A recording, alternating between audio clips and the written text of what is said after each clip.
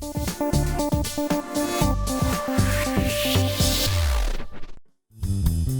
views and opinions expressed in this program are those of the participants and do not necessarily reflect the views of BronxNet or the program underwriters.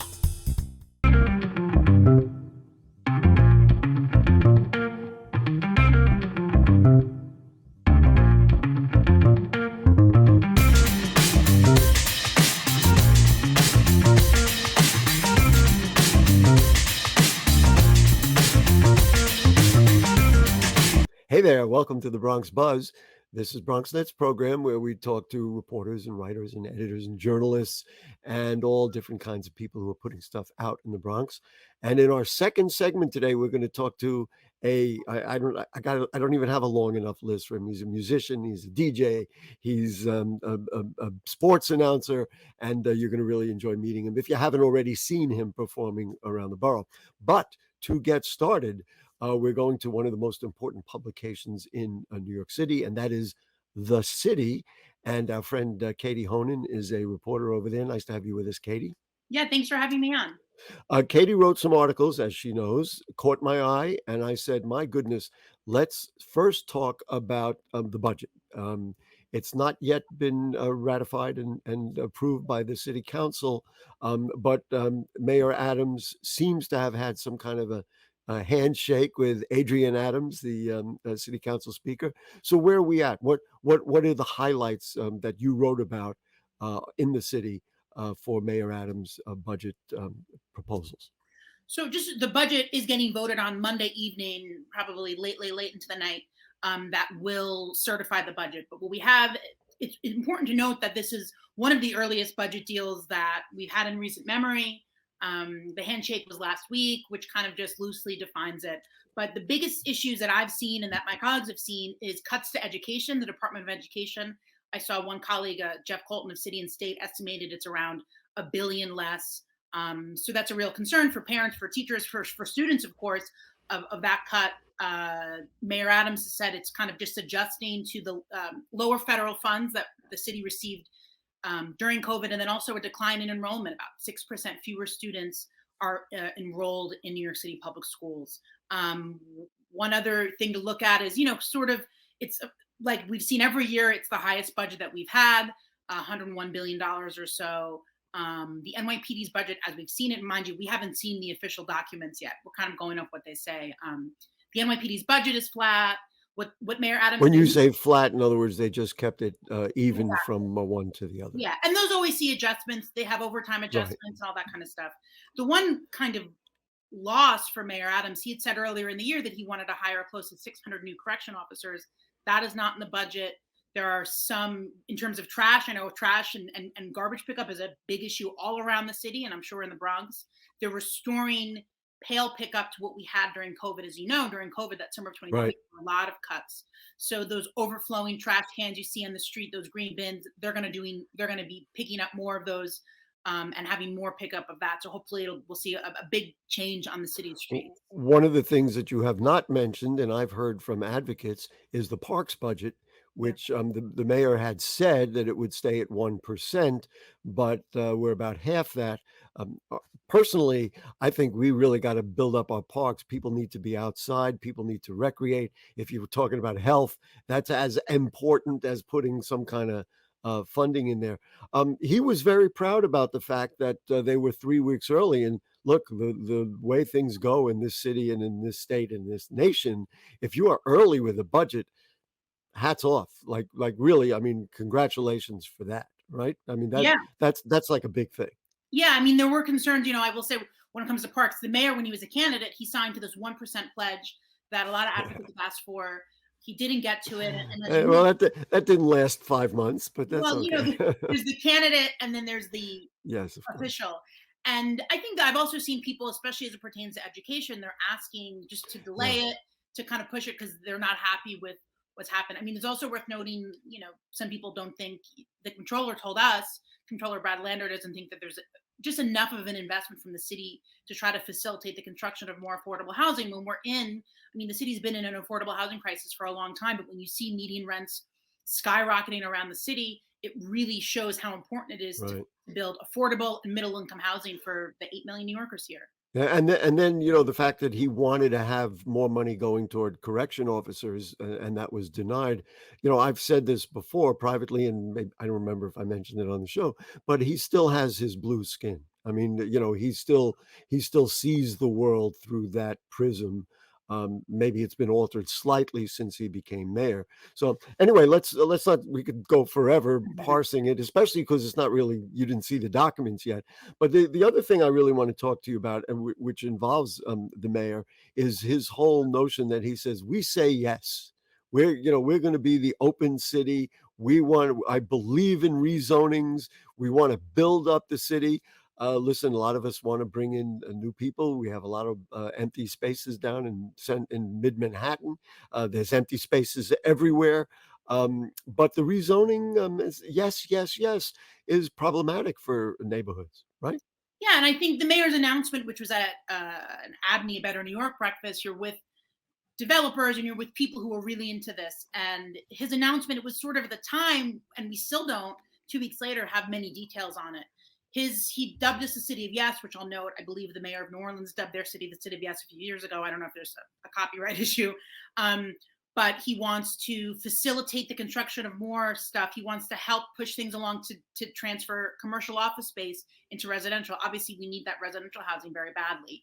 He wants to make things easier for businesses who want to, if you want to expand, it shouldn't be so bureaucratic. If you want to, what the mayor's talked about since he was a candidate is removing some of these really punitive, minor fines and restrictions, not things that are life threatening or things that are serious health issues, but things that will make it easier for businesses to kind of, Yeah, the labeling on the awning wasn't appropriate or something exactly. like that. I mean, I've heard that. We've done enough small business shows and things like that. Yeah. But the notion of when COVID hit and all those buildings were empty, and now as it's played out, and we don't see a lot of companies are saying, it never occurred to us, but we could run the thing out of, people can just stay home and we don't have to spend all that money on real estate. Left a lot of properties open. If the need is housing, if Mayor Adams is clever enough to figure out, because these are incredibly complicated and the forces of development are incredibly nuanced, if he can figure out how to do that and turn a Park Avenue tower into a place where people can have homes, all power to him. And I'm not talking about, those big towers that have people, foreigners coming in and buying apartments. I'm talking about giving, New Yorkers a chance to live in nice neighborhoods with good housing. Gary votes yes. I don't know. Yeah. But on the other side, you wrote about city council members who derailed a 915 proposed new apartments in Harlem. Now, you would think that, and I'm not, I don't really understand what happened to that project, that specific project. Mhm. But if this council turned it down, this rubber stamping of everything may not go that smoothly. Yeah, so just a little background. It Yeah, was a proposal to build more than 900 units of housing on 145th Street and Lenox. So you're on a transit, you're close to subway. It's a transit-rich area. But the council member and the community board were concerned with the lack of from the initial proposal, the few number. It was only a few hundred. It was basically the minimum required under the city law. When you're doing your rezoning for when you residential. say minimum required, apartments or parking or Apartments, yeah. So apartments, reaching an affordability level, the right? city with mandatory inclusionary housing, you have these complicated, Right. Formulas. right, Yeah, formulas of how many units of housing. right. The developer, so he didn't have the support of the community board. Even Borough President Mark Levine said he wanted it to be 50% affordable. So the councilwoman, Kristen Richardson Jordan, from the start had said she was opposed to the project. She wanted more affordability. She said it was like a giveaway. And I think the lack of her support, the lack of the support from the community board, he had some support in the community, but I don't think he thought the developer, one of Bruce Teitelbaum, who used to work for former Mayor Giuliani, I Right. don't think he did not feel he had that full support he needed in the council. It's worth noting some other people reported, he didn't meet with City Hall when he was supposed to. So there were some issues and some missteps there. Member deference, as we call it in the city council, for the most part, if your council member does not approve of a project in their district, the rest of the council is not going to. Yes, it's not a golden rule because I have examples here in the Bronx that haven't been that way. the most obviously the Croton filtration plant that was Yeah. built up in the Northwest Bronx, because that was roundly opposed by all the local elected officials in that area, but of course got passed anyway. Anyway, I do want to talk to you. You know, we talk about big projects, and if he wants to be the city of yes, let's facilitate getting Penn Station renovated and built. You wrote about 421 7th Avenue. I read that and thought it was a fascinating dynamic in this whole thing. You know, this is going to hold up Penn Station. Interesting. To give us a little background about it.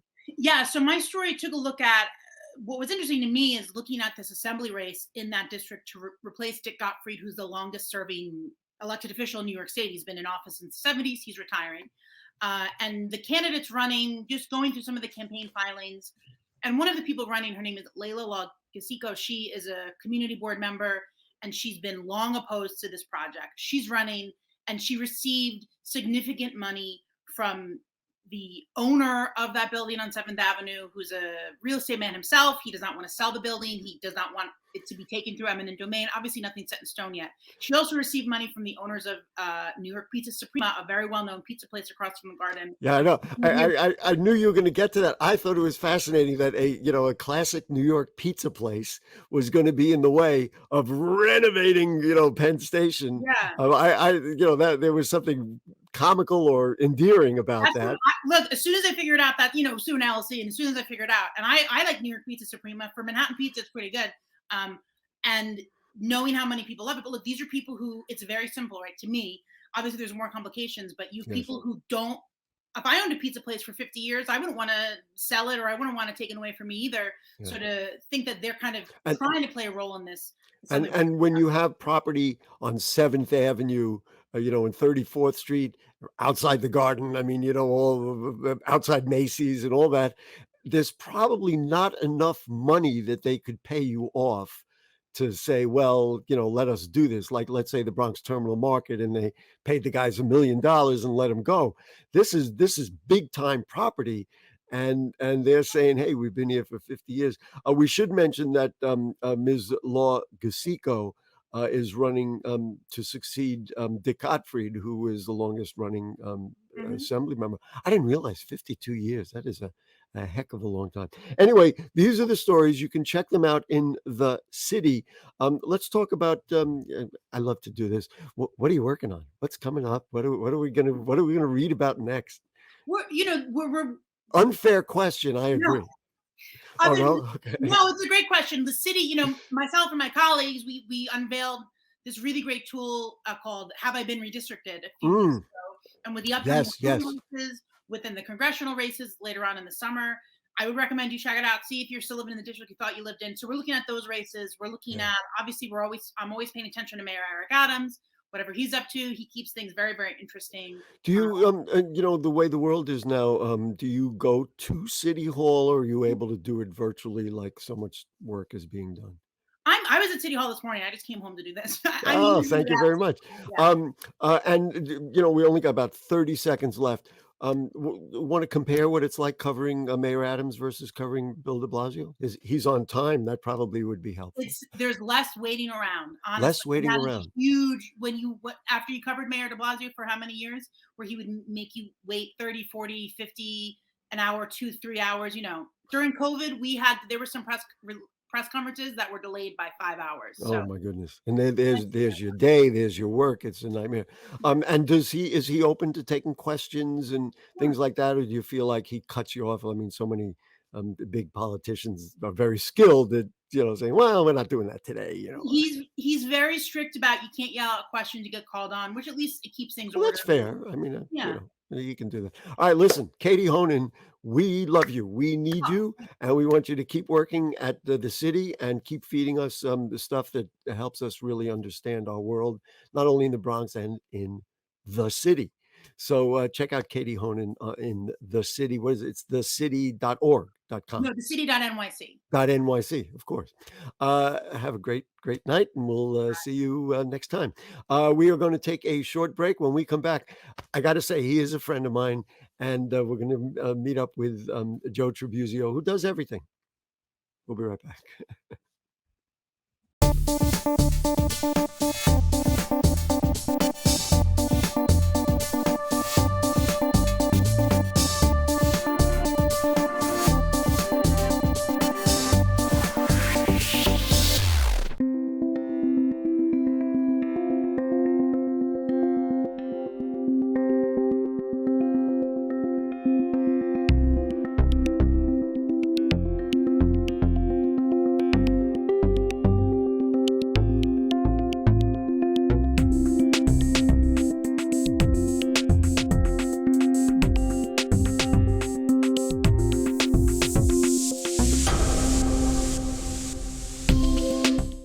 Okay, back with you on the Bronx Buzz. I am thrilled because one of my buddies is here.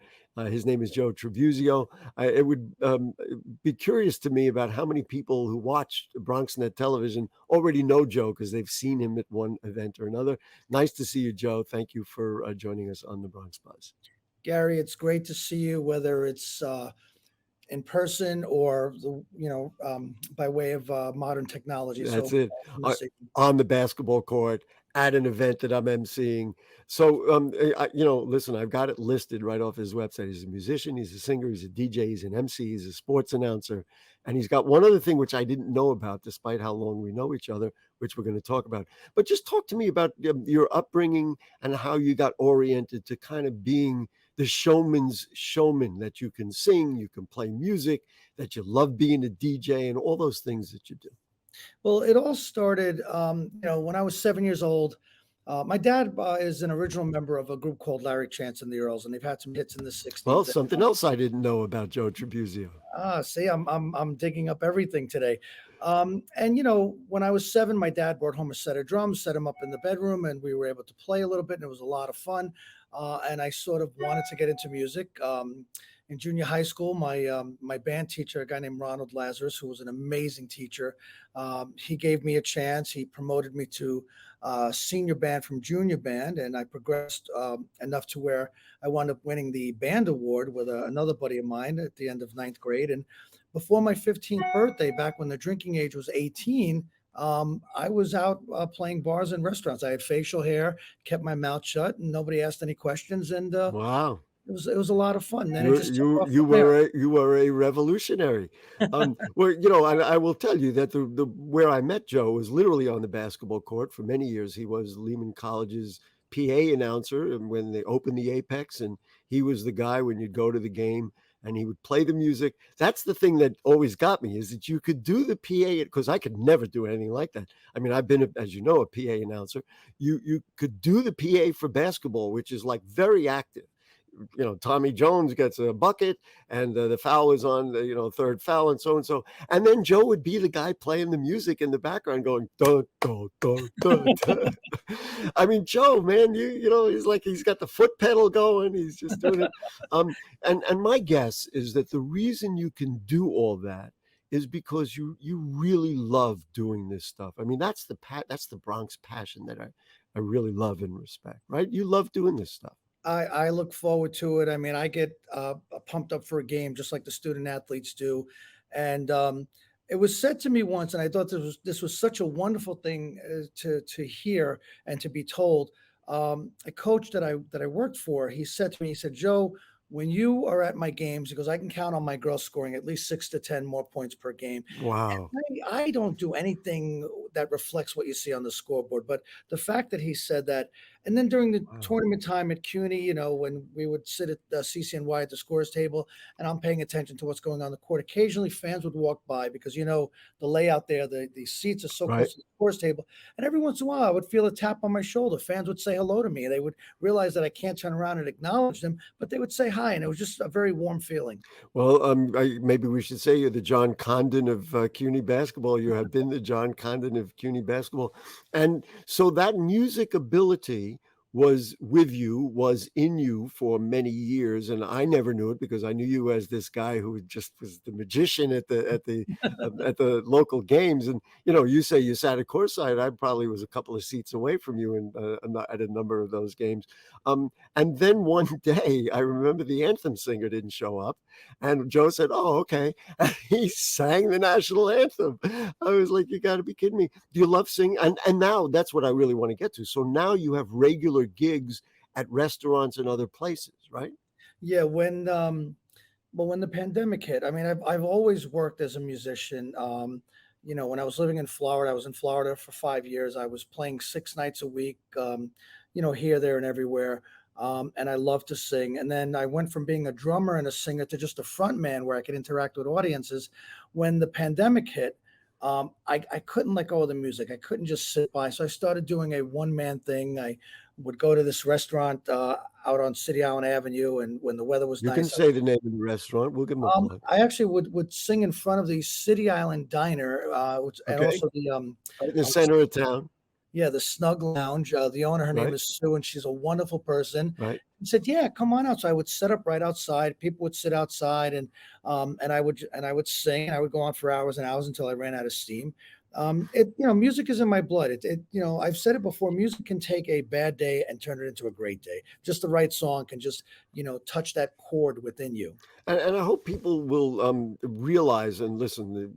We hope every musician makes $1 million, but Joe just loves doing this. I mean, I do. and now we see you on Arthur Avenue and Mhm. over there at Mario's. I mean, I don't know if there are other gigs that you have. Um, I'm sorry, I'm all over the place. I I mean, know yeah, you are. I have Mario's has sort of become a home away from home. I will work with other musicians. I have some public events coming up, in Armonk, New York. Yes, I know it's outside of the Bronx. I'm sorry. That's all right. I have my country club gigs that I've been doing for 20 plus years, and I post things on Facebook so people can come and hear me and see me and just be a part of the good Great. times through music.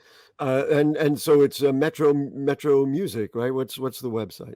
Right. It's Metro Music DJ and the word and livemusic.com. There you go, Metro Music DJ livemusic.com. Yeah. Now we're gonna get to something that I did not know after all these years, after sitting next to the guy down the road from him at the basketball games. I didn't know Joe has a straight job, like a regular job, and he works in schools.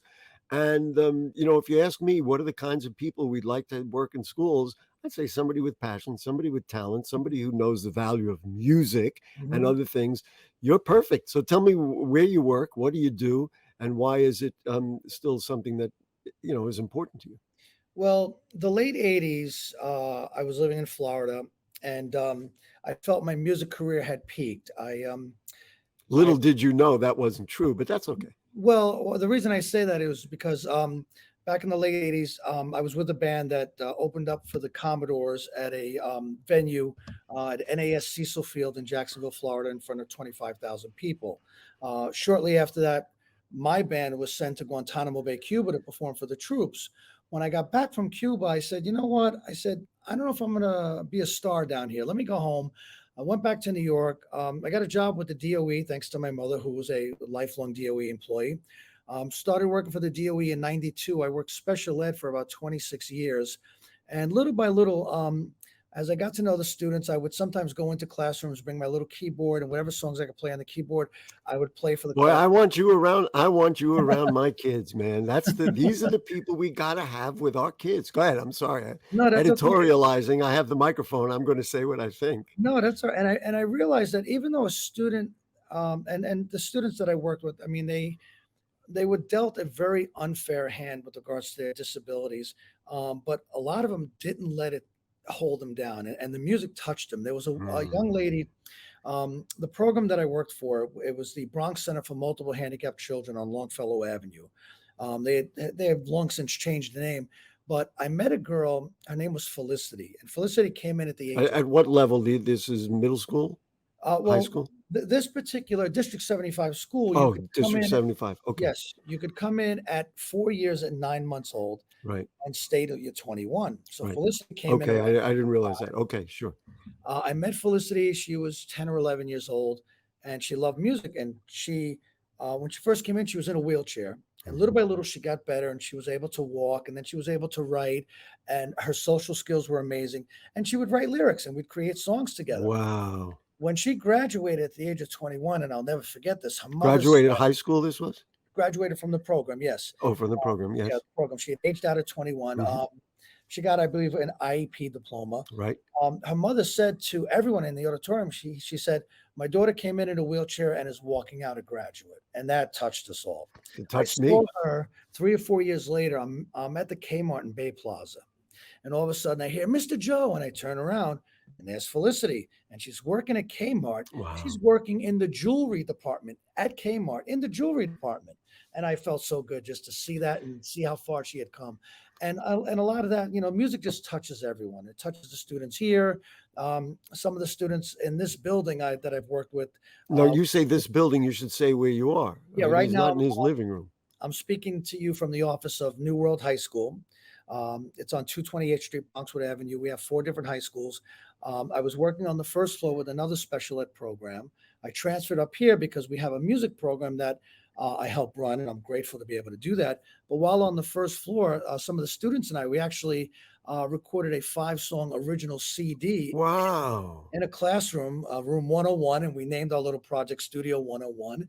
And it was a lot of Well, fun. wait a minute. So when can we have them in here? I'll put them on TV, man. Let's get them in Well, here. Let's play a little music. I mean, I I have realize things are complicated. I'm making a public offer, but if kids are playing music and they work with you, we could talk about it after the show, but I'd Yeah, love to I have can them look on. up these students and find them and see if they'd be interested. I mean, they've Right. they've graduated since we recorded the CD. Well, So that much that fun. could be an interesting story Mhm. as well. Anyway, Joe, do you have a favorite task that you do, whether it's sports announcing or DJ or playing your own music or working with young people? I mean, or is it just it's all part of like the beautiful mosaic of life of Joe's life, so to speak? I can't really, there isn't one particular thing that I enjoy more than the other because everything has its ups and downs, but what I do, there's many more ups than downs. One thing that's really wonderful about a sporting event is if I walk into, one of the We only many, got a few seconds, so wrap it up okay, quick. Go ahead. I mean, there's positive energy that is thrown my way through everything that I do, whether it's the students, the sports, the music, singing, whatever it is. I love it all. And I'm just so grateful that I can do it. And I'm going to keep doing it And until say the name of the website so people can find you. you can find me at Metro Music DJ and livemusic.com, or you can call me directly at 914-224-1700. One of the great people of the Bronx, one of the people I've known for many, many years, Joe Tribuzio. I'll say keep going. You don't need me to say that. That's what you're going to do. You still riding your motorcycle? Absolutely. I know you Absolutely. are. Yes. All right, but he doesn't do it with his DJ equipment because I've helped him unload it from the truck, and there That's were right. times that I did, and he said, "No, don't touch it because I know how this stuff goes." Gary, I want to thank you so much. Yeah, And you're my buddy forever, Joe. You be well and thank you. stay safe. And guess what, ladies and gentlemen, ladies and James, that is it for our program this evening. Thanks to Katie Honan from the city who provided some great information, and thanks to Joe Tribuzio for all he does. Get out there on Arthur Avenue or wherever he is and enjoy yourself. Yeah, music lights us up. Good night.